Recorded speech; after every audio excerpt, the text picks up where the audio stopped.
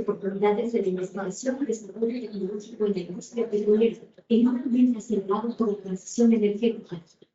Pedimos por favor que pasen lugares a nuestros panelistas en el de sus semblanzas. Ana María Gómez Solares. Es ingeniera química egresada de la Facultad de Química de la UNAM. Tiene una maestría en Ingeniería Ambiental obtenida en la División de Estudios de Posgrado de la Facultad de Ingeniería de la UNAM. Es candidata al grado de doctor en Ingeniería en Energía por el Centro de Investigación en Energía de la UNAM. Tiene una amplia experiencia tanto en el sector energía como en el sector medio ambiente. De igual forma ha participado en dependencias del gobierno federal como Pemex, Semarnat, así como empresas privadas. Desde 2020 colabora en AMEXI como coordinadora del Comité Técnico, en donde desarrolla proyectos relacionados con la operación de las actividades de exploración y extracción de hidrocarburos, a las acciones de preparación y respuesta a emergencias, así como a las relacionadas con la salud, seguridad, transición energética, medio ambiente y sostenibilidad. Mari Carmen Medrano. Estudió Ingeniería Química en la Universidad Iberoamericana, posee un MBA del Instituto Tecnológico de Monterrey. Cuenta con 23 años de experiencia en el sector energético. Trabajó durante 6 años en PMI, Pemex, en el área de operaciones marítimas. Posteriormente, trabajó durante 13 años en Shell, ocupando diversas posiciones gerenciales y liderando diversos proyectos de impacto internacional. Mari Carmen se unió a Vivi en 2019 como directora de negocios y estrategia, con enfoque en exploración y producción y ha ocupado diversas posiciones en la empresa. Actualmente, es Business Advisor para Latinoamérica y co-líder del Comité de Diversidad e Inclusión para México. Fernando Castrejón Basile. Es ingeniero geofísico egresado de la Facultad de Ingeniería de la UNAM. Tiene estudios de DEA y doctorado en geofísica aplicada por parte de la Universidad de Bordeaux en Francia. Experiencia de 38 años en la industria petrolera, en el Instituto Mexicano del Petróleo. Ha trabajado en diferentes áreas de exploración y producción. Actualmente, es el director de tecnología de producto, responsable de optimizar los desarrollos de investigación para su aplicación industrial. Agradecemos su participación y cedemos la palabra a nuestros panelistas. Muy buenas tardes a todas y a todos. Les agradecemos su asistencia a este panel, que es la sesión número 9, que se denomina Retos y oportunidades de la investigación y el desarrollo tecnológico en la industria petrolera, en un ambiente acelerado por la transición energética. Evidentemente, nosotros vamos a cerrar este importante foro organizado por el Colegio de Ingenieros Petroleros de México, del cual consideramos que ha sido relevante. Y les agradecemos a todos ustedes su presencia. A mí me gustaría comenzar la participación presentándoles los temas que vamos a ver en esta sesión. Tenemos cuatro actividades. El primero son los retos de oportunidades de INDT que han sido desarrolladas por el grupo táctico que ha estado trabajando este tema. Posteriormente, vamos a ver una segunda presentación que corre a cargo de Ana María Gómez Solares, que es la parte de los componentes del sector hidrocarburos para una transición energética. Y posteriormente vamos a pasar a una tercera participación con Mari Carmen Medrano, de Vivi, que nos va a comentar sobre las experiencias de un operador internacional. ¿Cómo vive un operador internacional todos estos temas que nos están viendo? ¿Cuál fue el punto? ¿Cómo organizamos esta sesión? El primer punto fue, tenemos un grupo táctico que ha estado trabajando en estos temas, hemos desarrollado algunos puntos de vista sobre qué tiene que hacer la industria petrolera en la parte de investigación y desarrollo tecnológico, adaptándose a la parte de transición energética. Y después quisimos contrastar estas ideas con dos puntos de vista. Por la parte de un operador internacional, cómo vive estos temas, y por la parte de cómo están viendo a nivel de AMEXI, y después tratar de integrar todos estos elementos para presentar una propuesta. La que sigue, por favor. Como hemos visto hoy en día, evidentemente la parte de los hidrocarburos como una fuente de energía es innegable que tiene una importancia excepcional. Sobre todo porque hay una disponibilidad de reservas, como hemos visto, de reservas de gas. A nivel mundial, lo que decíamos, tal vez hay oportunidades hasta más de 100 años, seguramente con todos los recursos que hay, los convencionales, los no convencionales. tiene ventajas tremendas desde el punto de vista que es una tecnología madura. La conocemos bien, la hemos estado trabajando, se ha desarrollado por todos y se ha desarrollado bastante bien. También hay algo muy importante, se ha comentado, tiene propiedades físicas que facilitan, primero, evidentemente con toda la competitividad que puede existir, su producción, su transporte, su almacenamiento, pero igual su transformación, su uso.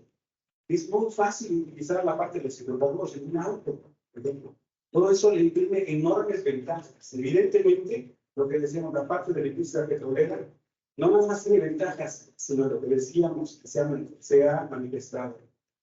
Es una base para el desarrollo en los últimos 100 años.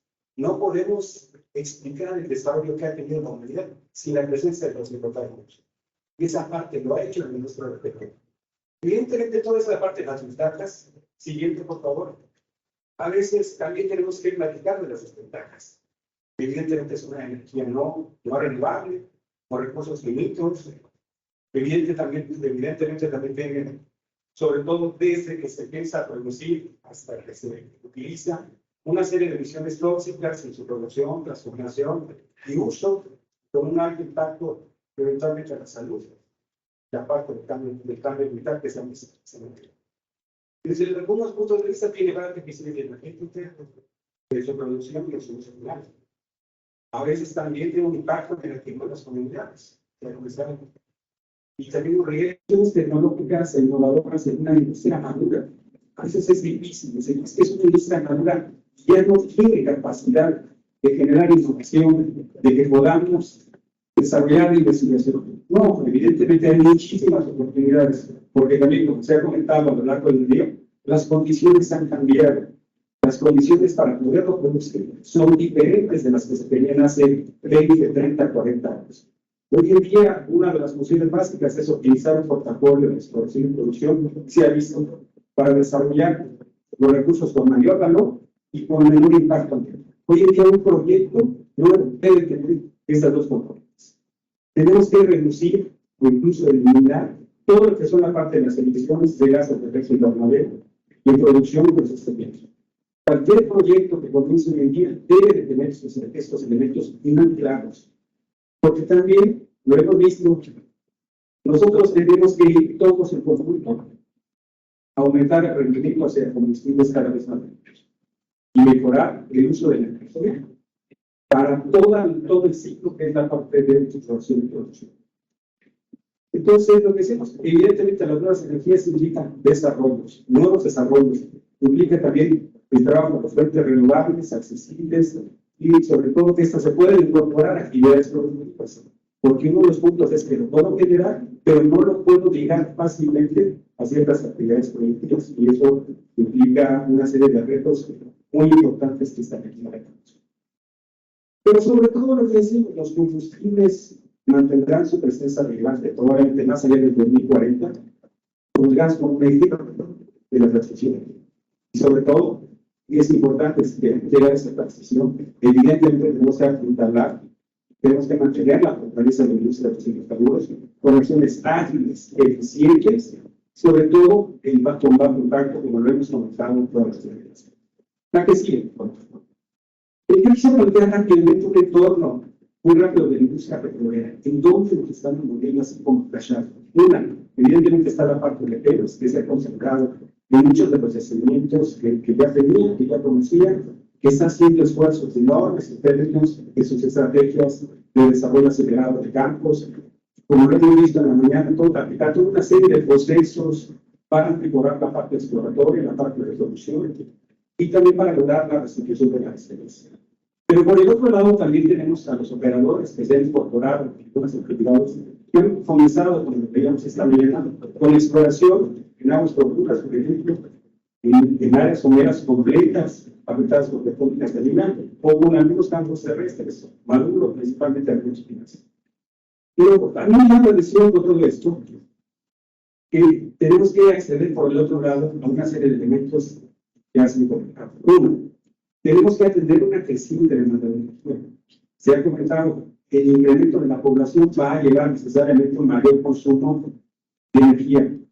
Necesitamos también un mayor desarrollo económico. a mayor desarrollo económico, mayor consumo de energía. Y por el otro lado también, México, si quiere aprovechar las ventajas de la relocalización del nearshoring, necesita mayores fuentes de energía. Evidentemente, como país vamos a necesitar más energía. Pero por el otro lado, el nivel de reservas estimadas en enero del 2023, las reservas probadas 6.1 millones de barriles. Esto nos alcanzaría para reservas norte 9 años aproximadamente, pero recursos respectivos a 112,000 millones de barriles de petróleo por equivalente. Por el otro lado, también tenemos una alta dependencia en términos de las importaciones de gas. Aproximadamente el 70% se importa a los Estados Unidos. Y una parte importante de lo que se produce en México también se autoconsume, evidentemente, a partir de las actividades de esta producción. Pero también algo que me llama la atención, los pronósticos de producción, la parte de que consulté en la CNH, tenemos un pronóstico de producción severo, ¿no? En términos de que probablemente estaremos produciendo con los planes de desarrollo actuales, documentados actualmente, entre 1 y 1.8 millones de barriles diarios en 2028, considerando la parte que llevamos como nombre. Entonces, la que sigue, por favor, esto nos lleva a una serie de retos que aquí están marcados en términos de tecnologías, ya se ha comentado abiertamente de exploración, de producción, de tecnologías digitales, pero sobre todo, y hay un punto que me llama la atención, por eso estoy aquí marcando. Yo creo que ante esos retos que hemos planteado, que se han visto y que todos hemos conectado, necesitamos trabajar mucho más de una manera entera. Creo que lo hemos visto. La academia va por un lado, el instituto va por el otro lado. Creo que es un momento en el cual, en términos de esto, tenemos que acelerar la integración de capacidad de una forma productiva. PENEX, operadores, o no diríamos en línea. Yo creo que los resultados que han tenido en la primera fase quizás no ha sido lo esperado de los satisfactorios. Pero no importa, esto es lo que decían, se tiene que integrar. Y la única manera de obtener esos resultados es conociendo qué es lo que están haciendo, comunicando y beneficiando a todos de la información que se va produciendo en los costos. Sector gobierno, reguladores, evidentemente, mucho que hacer en términos de información, de facilitar las operaciones, pero también de ponerle las condiciones para producir en las mejores condiciones, en las técnicas y de seguridad de la energía.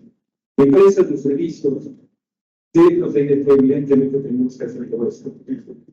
Academia, asociaciones profesionales, hay mucho por hacer. ¿Por qué? Porque esperamos, primero, mayor demanda, pero también una menores inversiones. Tenemos que invertir de una manera directa.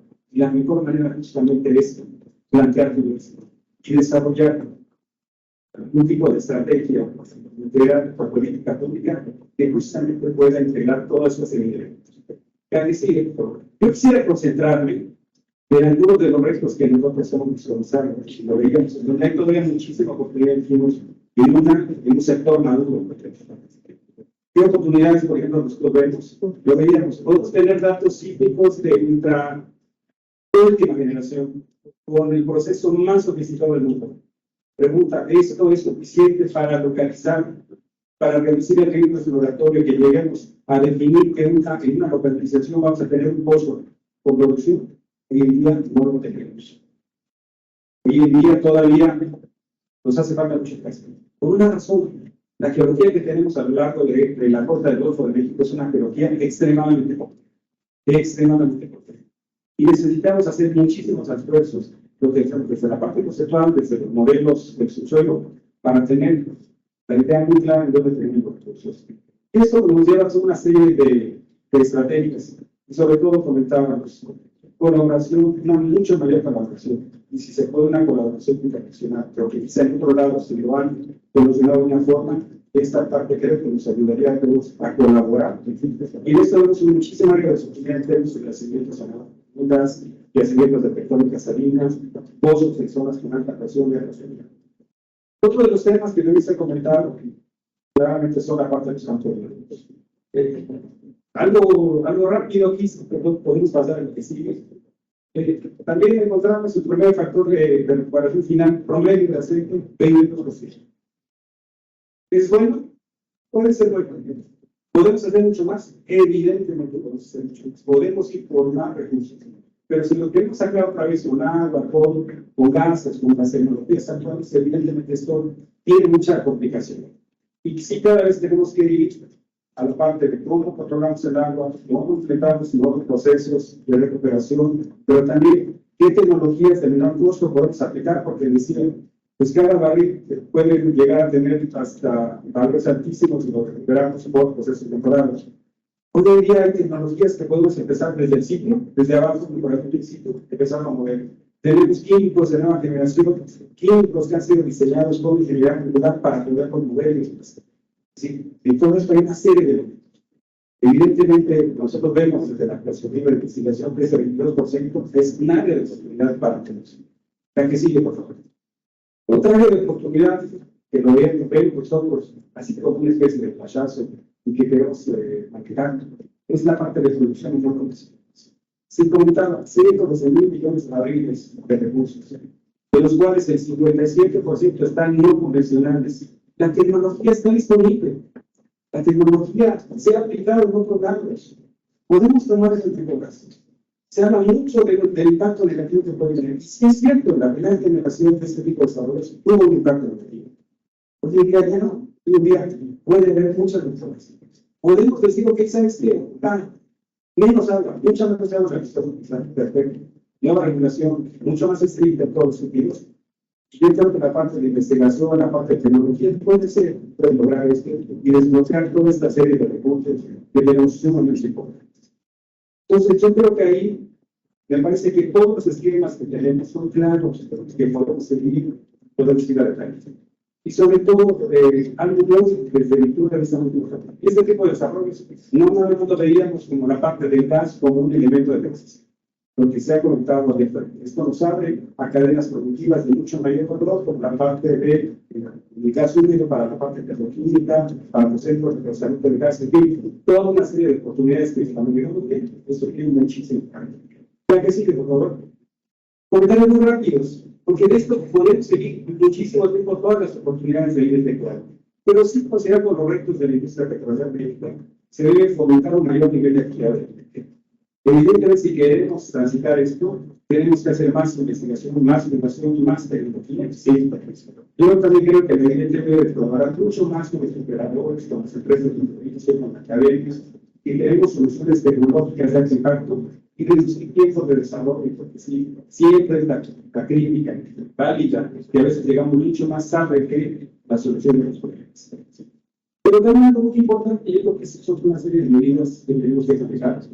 La parte de los mecanismos para iniciar con aprobar las circuitos de avalados por la industria que representan necesidades de costo de educación. Es decir, muchas veces tener la idea de eso, echar una letra y dejar.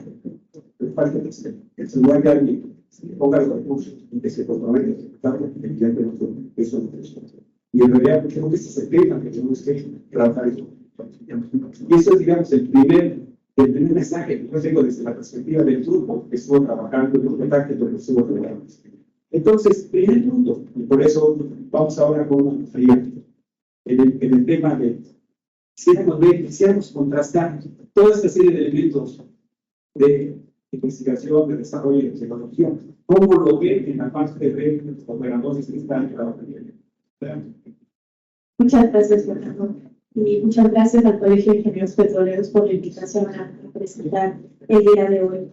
Y pues bueno, ya hemos visto a lo largo del día muchísima información sobre lo que nos espera, cómo tenemos que actuar, hacia dónde tenemos que ir, cómo tenemos que movernos, qué es lo que tenemos que ir promoviendo, qué es lo que vamos a ir modificando en el futuro y cómo podemos estar actuando en este nuevo paradigma, en este nuevo cambio que tenemos que hacer a fin de lograr la transición energética. Pero una de las cuestiones más importantes es qué tenemos que hacer hacia el futuro, hacia dónde tenemos que hacer, hacia dónde tenemos que ir esos recursos que tú mencionas, hacia dónde tenemos que enfocar los esfuerzos en la investigación y desarrollo. La siguiente, por favor. Todo esto para qué? Pues para tener estos componentes de la transición en una en este sector hidrocarburos que es tan importante para nosotros. Si le damos 4 clics, perfecto, vamos a ver en estas láminas tres grandes áreas en las cuales estamos pensando en que debe dirigirse toda la parte de investigación y desarrollo. Una son estas innovaciones en procesos. Tenemos que pensar en que los procesos tienen que ser más eficientes y tienen que ser diferentes a los que hemos venido haciendo durante todos estos años. Van a ir cambiando con el tiempo, van a tener que ir mejorando, van a tener que ir innovando para que podamos hacer un cambio en todas estas cuestiones para poder producir de una manera diferente. Necesitamos ver cómo vamos a poder disminuir los insumos que se requieren en el sector para producir lo que estamos produciendo, pero con menos materias primas. ¿Cómo podemos hacer que con esas materias primas tengamos una producción más eficiente? Que podamos lograr los compuestos, los productos que necesita el país, la industria y la humanidad en general, con una producción que necesite menos energía para producirse, que sea pues, mucho más eficiente en el consumo de sus insumos. También, ¿cómo vamos a hacer para minimizar estos residuos y las emisiones que están asociadas a todos los procesos productivos, no solo del sector, sino todos los procesos que llevan algún producto, la ayuda del productor?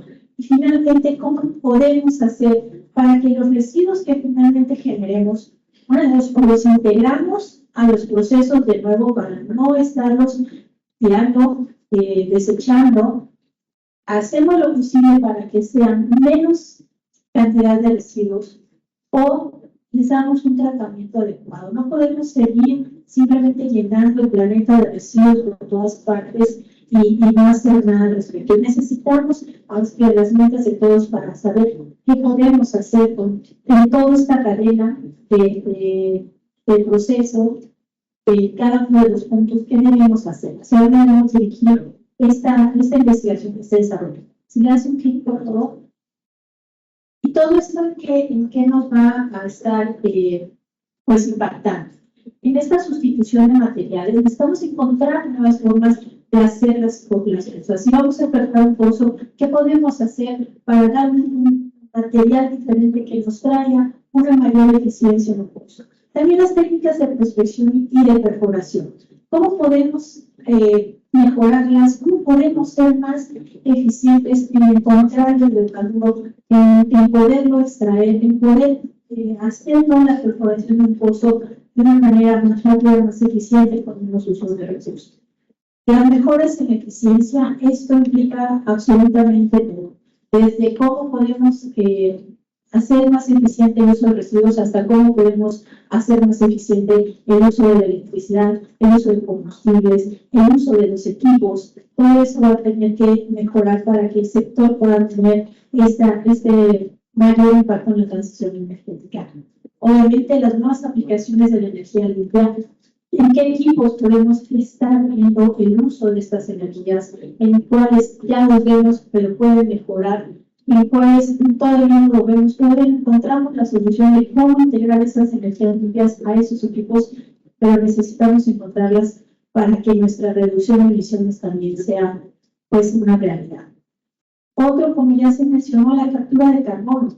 ¿Cómo podemos capturar el carbono de nuestros procesos, de nuestras actividades? ¿Y qué hacemos con ese carbono? Porque no es nada más capturarlo y a lo mejor utilizarlo en el secuestro de carbono, pero a lo mejor hay otras maneras de utilizar este carbono. Por ejemplo, se está utilizando, se está investigando el uso de CO2 líquido para el fracturamiento hidráulico de pozos. Entonces, ¿dónde está esa investigación? ¿Dónde están esos resultados? ¿Cómo en un futuro podremos utilizarlo? También lo necesitamos aquí en el país. Necesitamos ver cómo podemos capturar ese carbono, cómo lo podemos utilizar y cómo podemos hacer que ese uso sea también en nuestro sector de hidrocarburos y sea más eficiente. También este nuevo uso para residuos. Necesitamos encontrar cómo integrar esos residuos que genera la industria de nuevo en los procesos, sin que esto afecte la eficiencia del mismo proceso. Y además, pues esa parte de no tener que desechar tanta materia prima que en un momento dado tenemos que utilizar en los procesos. Y otro, pues obviamente los tratamientos eficientes de estos residuos que ya no podemos hacer hasta ahora nada con ellos, pero que en un futuro podríamos hacer. Esto que atiende como parte de la transición y la transición energética, realmente son dos componentes de la investigación y desarrollo y la economía circular. Si pasamos a la siguiente, por favor, Elias. No se me olvide. 6. Vamos a tener otro componente también, que es una parte importante de la investigación y desarrollo que estamos viendo en el futuro, es todo este uso de las tecnologías de información. Internet de las cosas, el blockchain, la transformación digital, la robótica, y no solo la robótica a gran escala, sino también la robótica está siendo desarrollada para muy diferentes usos, la realidad virtual y aumentada, así como la inteligencia artificial. Si le das un poquito, por favor. Bueno, ¿dónde podemos utilizar todo esto? La verdad es que estas tecnologías de la información han llegado para quedarse y para evolucionar de una manera impresionante. Podemos ver en la parte de prospección toda esta cantidad de información que se genera en la prospección para un desarrollo en campo. ¿Qué hacemos con toda esa información? ¿Cómo la usamos? Vamos a utilizar esta gran cantidad de información, vamos a juntarla y vamos a hacer que la inteligencia artificial nos ayude a interpretar todos estos datos y a dar un mejor resultado. La perforación también, el que podamos estar perforando, que ya se hace de manera remota, podría estar aquí y estar perforando dos cosas al mismo tiempo en lugares diferentes. Pero ¿cómo hacemos que todo este conocimiento que se está acumulando en todo el mundo, y no nada más en México, lo podamos utilizar y podamos hacerlo que cuando estemos perforando esos pozos de manera remota, podamos estar teniendo una retroalimentación que nos diga, puedes hacer este cambio, te estás encontrando con este problema, y solo de esta manera es mucho más eficiente, es una respuesta mucho más rápida. La parte de operaciones igual. Estamos viendo la parte de utilización de pues, inteligencia artificial o de otro tipo de transformación digital. Toda esta parte de digitalización y la parte de operaciones, ¿cuál es la finalidad que tiene? Ser más eficientes los procesos, poder tener una reacción más rápida, más adecuada a los cambios que se puedan estar observando tanto en la materia prima como en las condiciones de proceso, para actuar en consecuencia, poder tener esos cambios que se requieren que nos permitan tener los productos que nosotros necesitamos sin tener que estar haciendo un gran análisis, ocupando mucho tiempo, sino ya más rápidamente poderlo tener. Pues vimos la parte de vamos a hacer estos cambios operando. La parte de inspecciones, por ejemplo, la robótica, la mini-robótica, dentro de todas estas instalaciones que pueden estar siendo revisadas por mini-robots para poder determinar en dónde están los principales puntos que requieren mantenimiento, que requieren una reparación, donde hay puntos donde puedan estar siendo corrosivos, donde puedan estar haciéndose algún problema que pueda llevar a un riesgo. Todo ese uso de robots, incluso en pozos, incluso en poder entrar a pozos y estar captando toda esta información y estar interpretando en tiempo real hacia un concentrador de información que pueda estar interpretando todo lo que está recabando, esos pequeños robots que puedan estar en todas estas partes donde el ser humano no puede entrar. La parte de mantenimiento, ya lo mencioné, y como ya también algún otro ponente dijo, la parte de ciberseguridad. Lamentablemente estamos teniendo, así como estos avances tecnológicos, estamos teniendo mucho más riesgos también derivados de las tecnologías de la información. Y es necesario también poder tener estas barreras que nos permitan que nuestra información y nuestras operaciones estén seguras.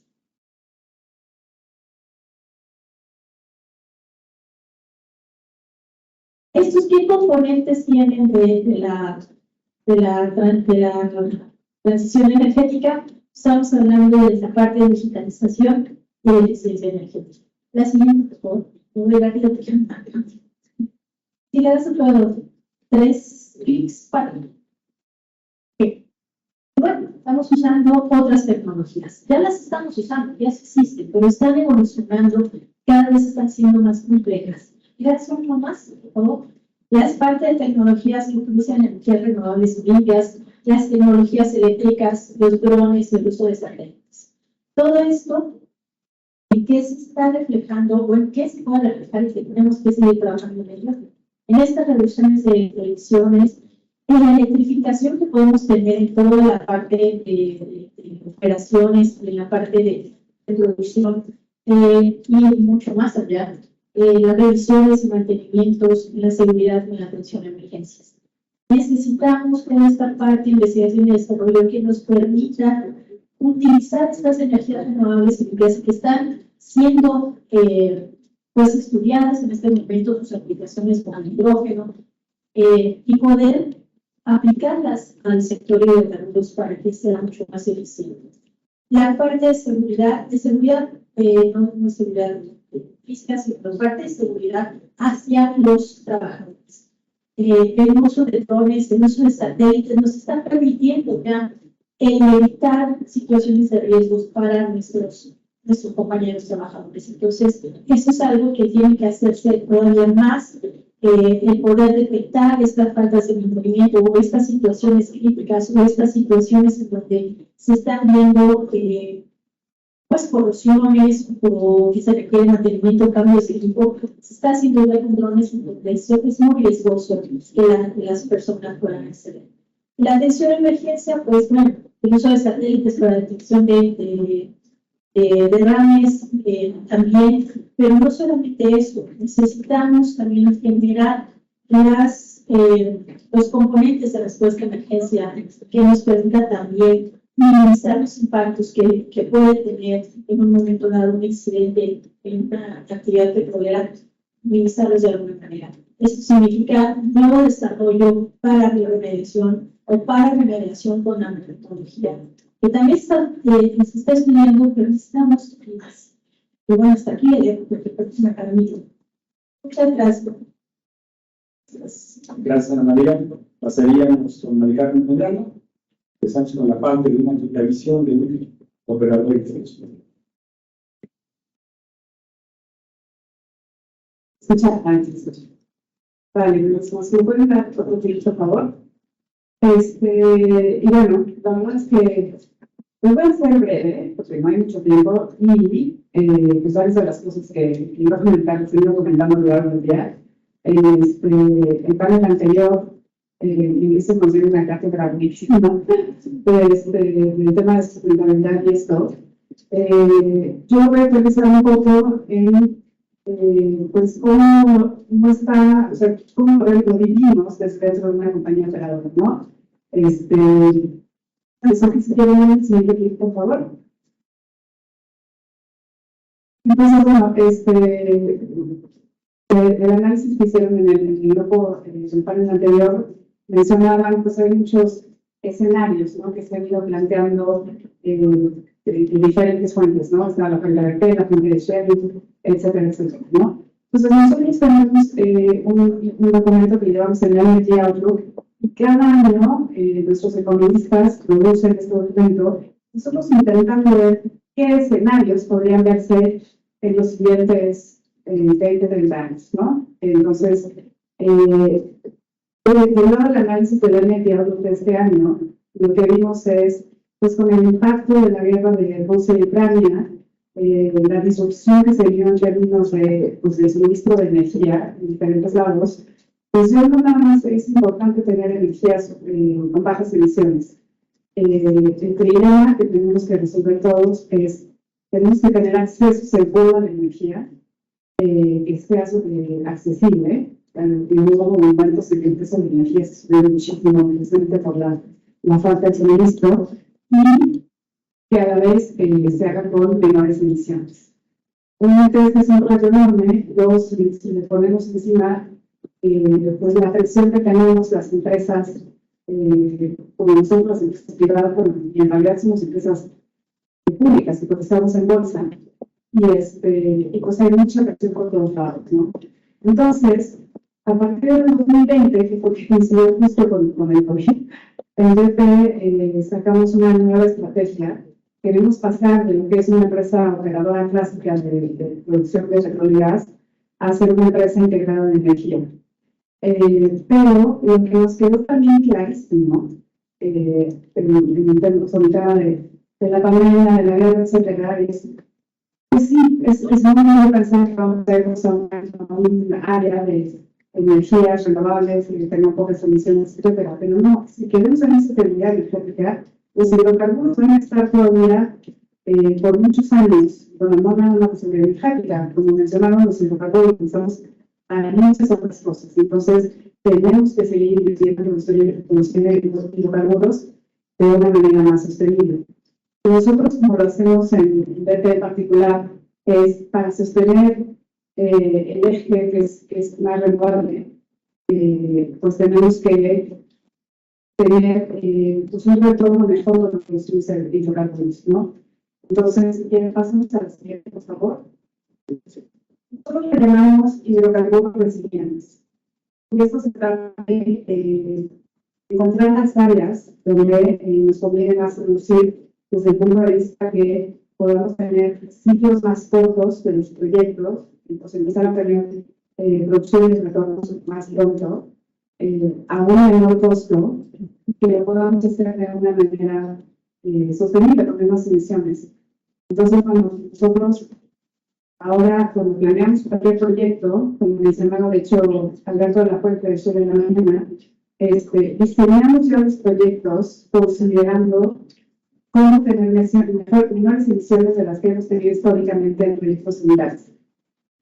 Obviamente, es todo un reto, ¿no? Buscar tener menos emisiones y además que sean más rentables los proyectos porque tenemos que financiar la investigación y desarrollo de nuevas tecnologías. Pero bueno, eso es el enfoque de los hidrocarburos. Evidentemente, para reducir emisiones, el tema de captura de CO2 pues también es una parte muy importante. El reto aquí es pues hacerlo de una manera que sea más rentable, ya sea teniendo un uso para el CO2. O la otra es que tenemos que tener este tipo de inversiones en países donde hay un incentivo para reducir estas emisiones, ¿no? O sea, al final es captura el CO2 que lo dijiste, secuéstralo, y además intenta tener un proyecto rentable. Entonces, afortunadamente hay muchos países en el mundo donde, por ejemplo, Canadá es un gran ejemplo que ha tenido bastantes incentivos para desarrollar diferentes proyectos de captura de CO2, pero pues falta mucho. Esto es algo que deberíamos estar haciendo en muchos países. Y bueno, el tema de hidrocarburos también estamos nosotros integrando la parte de los biocombustibles. La parte de conveniencia y movilidad, bueno, las temas de conveniencia la verdad es que es algo que va muy bien, pueden funcionar en un mundo antes de la transición energética y después de la transición energética. Ahora estamos integrando mucho, mencionaron ya las personas el tema de la electrificación, ¿no? Y esto es algo que también hemos analizado. Porque el mundo va para allá, la idea es tener pues, más autos eléctricos. Nosotros, aparte de tener las estaciones de servicio clásicas, hemos instalado muchísimos puntos nuevos para carga de vehículos eléctricos. A la fecha tenemos unos 22,000, pensamos llegar a unos 100,000 para el 2030. Bueno, entrando al punto de las energías bajas en carbono, nosotros en el plan ya estamos integrando hacia adelante qué energías nos vamos a enfocar, ¿no? Entonces, evidentemente necesitamos producir las energías renovables como energía eólica, solar, aunque estamos metiéndonos mucho en el tema de energía eólica costa afuera, que van muy de la mano con las capacidades que tenemos de ser productores de hidrocarburos en aguas profundas, y que toda esta energía renovable pues, nos va a dar la base para los proyectos de hidrógeno que queremos realizar, el tema de carga de vehículos eléctricos, etc. Entonces, estamos invirtiendo mucho a eso. Queremos llegar a 2025 con 20 gigawatts y a 2030 con 50 gigawatts. También tenemos energía solar. Y esta es una breve resumen de cómo lo estamos viendo. Entonces, en paralelo, mientras seguimos invirtiendo en el sistema energético de la actualidad, o sea, que después de los hidrocarburos vamos a invertir otros 8 billones de dólares de aquí a 2030, pero en paralelo tenemos que invertir la misma cantidad, las inversiones que nos van a permitir reducir las emisiones pues en todo lo que les comentaba ahorita las energías limpias, ¿no? La verdad es que otra parte que les quería comentar es, o sea, es muy importante la inversión en la tecnología, porque esto nos permite pues, llegar a estas reducciones de emisiones. Entonces nosotros, hay proyectos muy sencillos que son como los quick wins, ¿no? Que para reducir emisiones de metano, que reduces bastante más el tema del efecto invernadero, detectando fugas, utilizando, de hecho, justo todas las tecnologías que estabas mencionando, los drones, paneles digital, hay muchísima medición.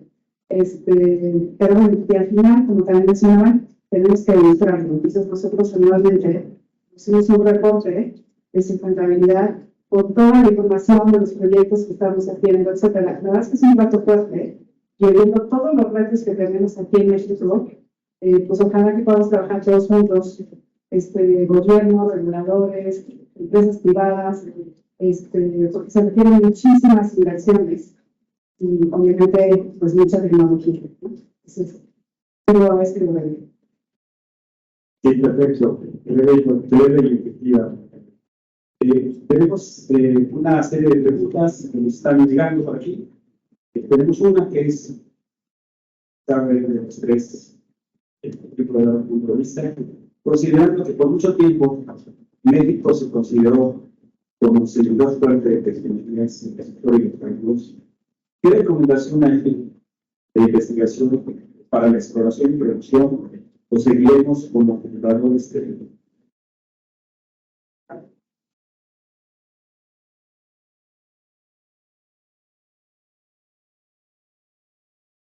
Bueno, yo creo que es un camino largo. No podemos decir ahorita vamos a desarrollar en México las tecnologías que necesitamos. La opinión sería, vamos a utilizar lo que existe, para eso ya se caminó un camino y alguien más lo caminó. Podemos traer esas tecnologías, podemos enfocarnos hacia dónde vamos. Tenemos que saber utilizar las tecnologías que existen, pero no sirve de nada volver a reinventar. Tenemos que ir un paso adelante de lo que ya se hizo. Y para eso necesitamos que ahorita la gente que está ahorita en la escuela, pues tenga este apetito de seguir investigando, de seguir estudiando, de ver más allá de lo que está sucediendo ahorita y tener esa capacidad inventiva para ver qué más podemos hacer. Los mexicanos son muy inventivos, exageradamente inventivos. Entonces, podríamos utilizar esa capacidad no para inventar lo que se necesita ahorita, sino lo que vamos a necesitar 5 o 10 años. Creo que esa sería la mejor opción para poder ir hacia adelante en México. Gracias. Si me permites, vamos a dar esto un poquito. A lo mejor en lugar de pensar en vamos a ponernos a invertir en México, encima de todo lo que tenemos que hacer para desarrollar más tecnologías. También cuando trabajamos, no sé, por ejemplo, Pemex en asociación con empresas privadas, entonces es el tema de la transferencia de tecnología que estaba mencionando. O sea, y hay muchas cosas que con nosotros pueden incluso desarrollar en conjunto, ¿no? Entonces, eso me parecería de entrar a un país. Yo también pensaría que quizá uno de los retos que sí hay que plantear claramente, claro, qué es lo que quiero, eso es lo que quiero, y eso es lo que no encuentro en el mercado de tecnologías. Porque hay también condiciones muy específicas para los crecimientos de México que requieren, digamos, desarrollos específicos. Yo creo que en eso nos podemos concentrar y sería muy bueno justo lo que decíamos. Armar un esquema, un esquema que podamos implementar y que podamos financiar para desarrollar eso. Aquí hay algo que es interesante. ¿Cómo se visualiza la implantación de la tecnología de captura de carbono en México? El tema de la tecnología de captura de carbono es muy interesante, porque digo, además de investigación y desarrollo, etcétera, pues se necesita tener ciertos incentivos. De hecho, hace unos años estaba haciendo un centro de innovación para capturar el secuestro de CO2. Quedó un poco pausado, pero me parece que iba en la dirección correcta, porque hay que tener a la gente que pueda ir desarrollando la tecnología, hacer pruebas para piloto, experimentar en paralelo y poniendo las regulaciones que se necesitan para promover esto. Como les decía, esto es un costo. Si queremos que sea costeable, sostenible, tener captura de CO2, tenemos que tener incentivos. También hubo unas pruebas piloto para un mercado de captura de CO2. Tiene un mercado de bonos de carbono de CO2. O sea, todo esto es poner un precio al carbono, o poner un precio o incentivar que se reducen las emisiones, pues tener este incentivo. Hay que ir en paralelo. Y son, como decía otra vez, es trabajar empresa privada, académica, ¿no? Institutos como INP, en todo esto junto con el gobierno. Yo podría comentar también que en ese sentido, evidentemente, el carbono podemos tener muchísimas operaciones. Podemos ver, sobre todo, ya lo comentaba la mayoría, cómo lo podemos reutilizar de una manera segura en otras actividades, pero también hay otra parte que es utilizarlo para generar productos de mayor valor desde la perspectiva de transformación de los productos. Y en esa parte también creo que hay muchísimo que hacer.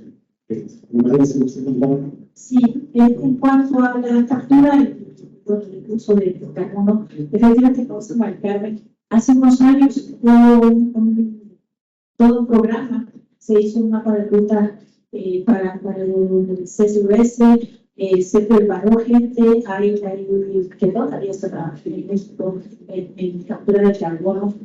Simplemente creo que falta el apoyo y la regulación, como dices, esto fue una de las cosas por la cual no se siguió también el proyecto, porque se necesitaba regulación para poder tener la captura de secuestro de carbono, y entonces se pasó. Pero existe gente en México preparada en captura de carbono, en su utilización, en secuestro también. Y hay un centro, y Ulises no me deja mentir, por aquí puedo hablar, está en la UNAM, hay un centro que está sacando incluso documentos sobre captura de carbono. Entonces, pues hay que apoyarlo, ¿no? Si ese es uno de los caminos que tenemos que seguir, porque no podemos seguir un solo camino, tenemos que seguir varios para poder lograr que las emisiones de carbono se reduzcan en el mundo, no es un esfuerzo local. Necesitamos que todos los esfuerzos pues, se vayan a lo que sea más efectivo. Creemos que la captura de carbono es una de esas tecnologías que pueden ser muy efectivas para reducir el carbono que se está emitiendo. Yo nada más también diría que la parte de CO2 es un tema interesante, que evidentemente puede empezar desde la academia, una parte de nuevo conocimiento que se genera. Pero otra vez llegamos a un punto en el cual necesitamos probar que estos desarrollos a nivel de investigación pueden tener impacto. Y ahí es justo la parte de los centros de investigación que pueden comenzar a desarrollar una tecnología, podría llevar, pero eso otra vez requiere también de empresas de mayor tamaño, de mayores dimensiones, de la perspectiva de investigación, que se interesen justo para poder llegar a escalar y poder llegar a una teoría. Y creo que eso, al menos en la perspectiva aquí que estamos haciendo ese camino, digamos de una manera muy linda, yo creo que sí necesitamos crear mecanismos para acelerar la investigación. No me queda otra más que por el tiempo agradecer a Agradecer aquí a los panelistas, a Carmen Medrano y a Marino su participación para este tema, para darnos el inicio. Y también ustedes que tuvieron la paciencia para estar en esta última sesión antes de clausura, agradecerles también que hayan estado presentes. Muchísimas gracias.